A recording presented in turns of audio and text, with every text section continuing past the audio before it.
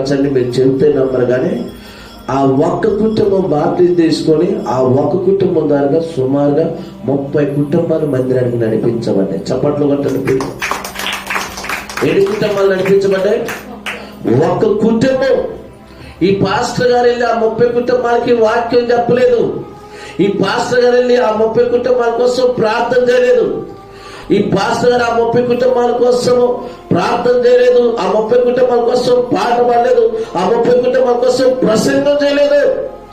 Pastor గారు చేసింది నశించిపోతున్న వారిని కాపాడని ప్రార్థన చేశాడు. ఆగిపోతున్న కుటుంబాలని కాపాడని ప్రార్థన చేశాడు. కానీ ఒక కుటుంబం ప్రభుకి అత్తకపోయింది. ఒక కుటుంబం దేవుణ్ణి ప్రేమించింది. ఒక కుటుంబం సంఘంలో చేర్చబడింది. ఒక కుటుంబం సభ్యుడిగా మార్చబడింది. ఒక కుటుంబం దేవుడు సన్నిధిలో నివసించింది. ఆ కుటుంబాన్ని బట్టి 30 మంది కుటుంబాలు ఎంతమంది అంటే ఈ కుటుంబంలో ఒక పద్ధతి ఉంది. ఈ కుటుంబంలో ఒక గుణం ఉంది. ఈ కుటుంబంలో ఒక లక్షణాలు ఉన్నాయి. ఏంటంటే ప్రియులారా, వారు ప్రతి శుక్రవారము ప్రార్థనలో ఉండేవారు. దేవుడు నమ్ముకుని కాచి ప్రతి శుక్రవారం ప్రార్థనలో ఉండేవారు. రెండోదిగా ప్రతి ఆదివారం ప్రార్థనలో ఉండేవారు.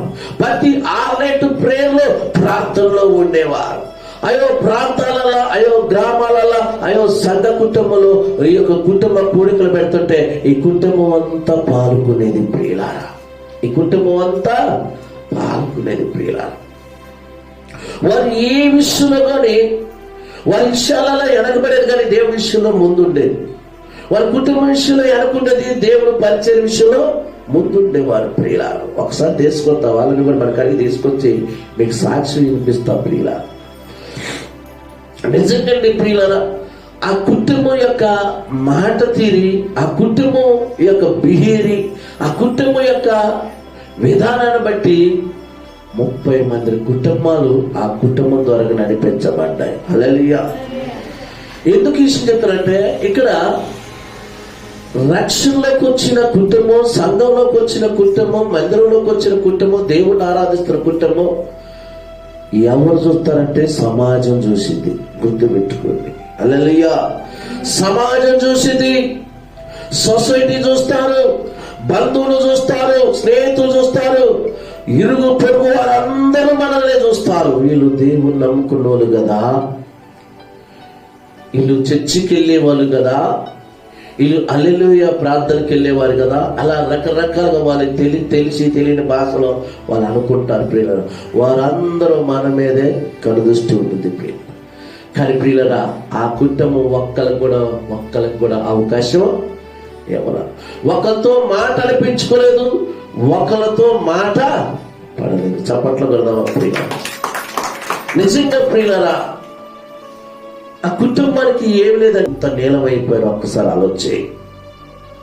ఒక్కసారి ఎందుకు వీళ్ళ గురించి చెప్తున్నానంటే, వారి యొక్క క్రమం, వాళ్ళు కూడా మన ప్రార్థన, వాళ్ళు కూడా బైబుల్ చదివిన వాళ్ళే, వాళ్ళు కూడా దేవుడు ప్రేమించిన వారే, వాళ్ళు కూడా సంఘంలో మార్చిన వారే. మరి వాళ్ళకి మనకేంటి తేడా? ఇది మనం ఆలోచన చేయాలి. వాళ్ళకి మనకేంటి డిఫరెన్స్?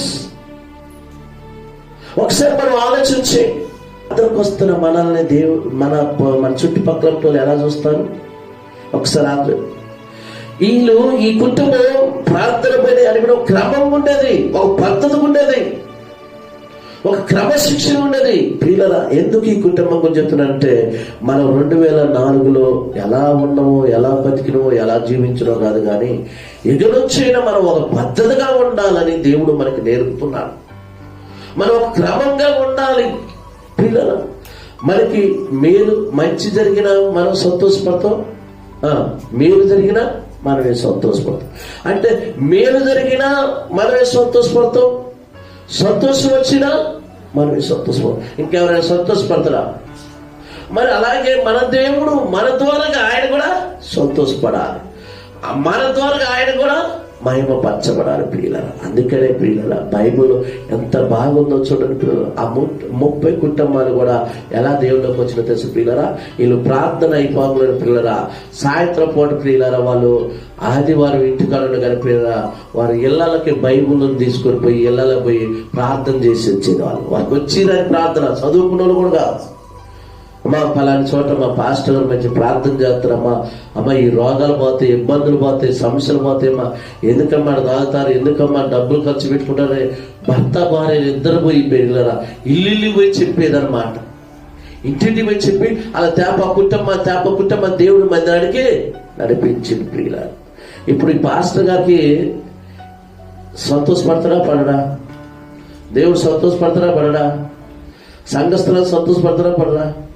అరే ఒక కుటుంబం రక్షణలోకి వచ్చి ఒక కుటుంబం ద్వారా ఇన్ని కుటుంబాలు నడిపిస్తుందంటే ఇప్పుడు పాస్టర్ గారు ఏమనిపించిందంటే ఎటువంటి కుటుంబాలు 4 కుటుంబాలు ఉన్నా చాలు.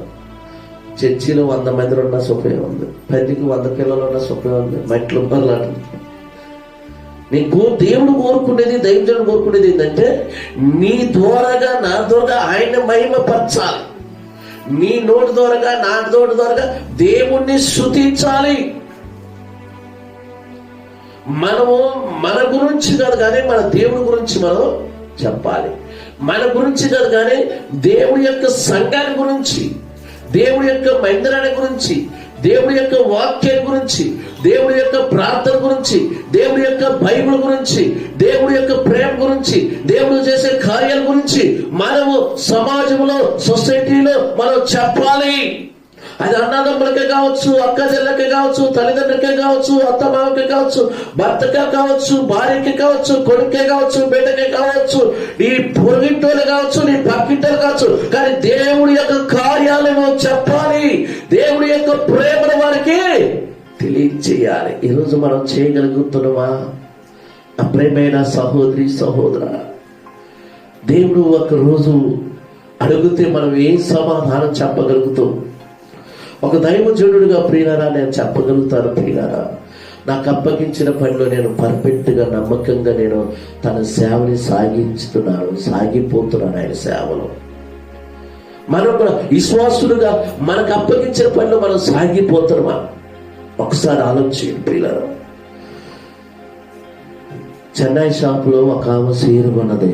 ఆ సీరు కొన్నాక ప్రియులరా ఆ సీరంతా ప్రియులరా ఆ బజార్ అంతా తిరిగి వస్తుంది. నేను కొత్త డిజైన్ కొన్నాను, కొత్తగా ఉంది ఈ సీర, డిజైన్ బాగుంది, ఇదిగో అమ్మా అందరూ చూపిస్తావు. కానీ దేవుడి గురించి నువ్వు చెప్పగలుగుతావా? ఒక సంవత్సరం కట్టుకొని పారేసే సీర, పాచిపోయే సీరని అంత గొప్ప చూపిస్తావే.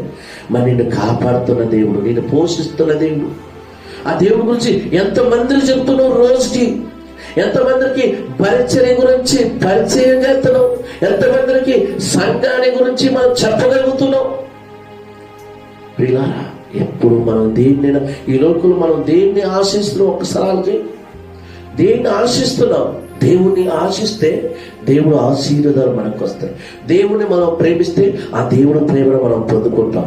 దేవుడు దగ్గర మనం ఉండాలనుకుంటే దేవుడు మన దగ్గర ఉంటాడు. ప్రియులారా, ఈ లోకంలో ఒక్కసారి మనం ఆలోచన చేయండి. ఈరోజు ఒక కుటుంబాన్ని గురించి నేను మీకు చెప్తున్నానంటే ఆ కుటుంబం యొక్క పద్ధతి ఎలా ఉంది, ఆ కుటుంబం యొక్క ప్రేమ ఎలా ఉంది, ఆ కుటుంబం నడిపింపు ఏ విధంగా ఉంది, ఆ కుటుంబంలో ఉన్న యొక్క గుణం ఎలా ఉందంటే వాళ్ళు క్రీస్తుకి అర్థసాక్షుల కాటానికి కూడా సిద్ధపడ్డవారు. ఈ రోజు వరకు కూడా వారి జీవితంలో ఒక మచ్చ లేకుండా బతికారండి. ఈరోజు మరి మనం ఒక్కసారి ఎన్ని సంవత్సరాలు మనం మందిరానికి వస్తున్నాం, ఎన్ని సంవత్సరాలు దేవుని తెలుసుకున్నాం, ఎన్ని సంవత్సరాలు వాక్యంలో ఎదుగుతున్నాం. మరి మన గురించి మనం ఆలోచన చేస్తున్నామా? ఆ మాట చదవండి, ఎంత బాగుందో. దేవా నువ్వు నన్ను బతికించయ్యా, నేను స్థుతిస్తా. ఇగో అయ్యా నన్ను రాత్రి వేళ ఏ దయ్యం నా మీద పడకుండా, ఏ పురుగు నా మీదకు రాకుండా, ఏ పాము నా మీద రాకుండా, ఏ జన్మ నా మీదకు రాకుండా, ఏ రోగం నాకు రాకుండా, ఏ తెగులు నాకు మీద రాకుండా నన్ను కాపాడయ్యా. పగటి వేళ నేను పనికి వెళ్తున్నానయ్యా, ఆ పనిలోనూ నాకు తోడుండయా, ప్రయాణంలో నాకు తోడుండయా, నా కుటుంబంలో తోడుండయా, నా పిల్లల్లో తోడుండయా, నా భర్తలో తోడుండయా. ప్రియులారా, ఎంతమంది మన కళ్ళ ముందు చనిపోయిన వారు ఉన్నారు. చాలా బాధ అయింది. ఎంతమంది ఫోటోలు గోడ మీదకి ఎక్కిని, మరి మన ఫోటోలు గోడ మీదకి ఎక్కలేదంటే మనం దేవుడికి ఇష్టమైన బిడ్డలు. చప్పట్లు కొడదామా ప్రియులారా? మన ఫోటోలో గోడ మీదకి ఎక్కలేదు. ఇంకా దేవుని దయ వల్ల ఈ రోజు వరకు కూడా ఆయన సజీవులుగా మనల్ని ఉంచాడు, సజీవులుగా మనల్ని కాపాడండి ప్రియులారా. అందుకనే ప్రియులారా, ఒక దైవజనుడు పాట పాడిండు ప్రియులారా. ఆ పాట నాకు చాలా ఇష్టం ప్రియులారా. హల్లెలూయా. బతుకుట నీ కోసమే, మరణమైతే ఆజ్ఞగా మేలే. బతుకుట నీ కోసమే,